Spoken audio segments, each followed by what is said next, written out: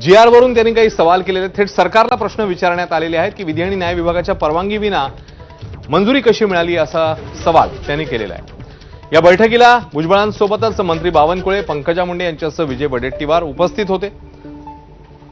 दरम्यान बैठकीत मंत्री भुजबळ चांगलेच आक्रमक झाले. हैदराबाद गॅझेटच्या निर्णयावरून आक्रमक पवित्रा घेत भुजबळांनी सरकारलाच सवाल केला. विधी आणि न्याय विभागाची परवानगी नसताना हैदराबाद गॅझेटचा शासन निर्णय हा काढलाच कसा असा निर्णय भुजबळांनी विचारला. तर ओबीसी समाजासाठी असलेल्या महाज्योती संस्थेला निधी मिळत नाही अशी तक्रारही भुजबळांनी या बैठकीत केली आहे. तर विविध मागण्या या संदर्भात विविध नेत्यांनी केलेल्या पाहायला मिळतात. काही आक्रमक कोणी झालं नाही, सर्वांनी भूमिका मांडली. शेवटी भूमिका मांडताना कोणाचा आवाज जास्त असतो, कोणाचा आवाज कमी असतो, त्यामुळे ते आक्रमक नसतात, भूमिका मांडतात. काही आक्रमक कोणी झालं नाही, सर्वांनी भूमिका मांडली. शेवटी भूमिका मांडताना कोणाचा आवाज जास्त असतो, कोणाचा आवाज कमी असतो, त्यामुळे ते आक्रमक नसतात, भूमिका मांडतात. तर ओबीसी नेत्यांच्या बैठकीमध्ये नेमकं काय झालेलं आहे, तपशील त्याचा समोर आलेला आहे, आपण बघूया.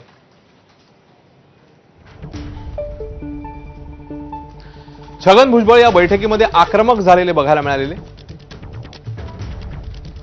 आणि हे विधी न्याय विभागाच्या परवानगी विना हैदराबाद गॅझेटचा शासन निर्णय कसा काढला असा प्रश्न भुजबळांनी सरकारला थेट विचारत एक प्रकारे जाब विचारल्याचंच आता समोर येते. तर ओबीसी समाजासाठीच्या महाज्योतीकरता सरकारी निधी लवकरात लवकर का मिळत नाहीये असाही प्रश्न समोर ठेवत छगन भुजबळ यांनी सरकारला पुन्हा एकदा प्रश्न केलेला बघायला मिळतोय.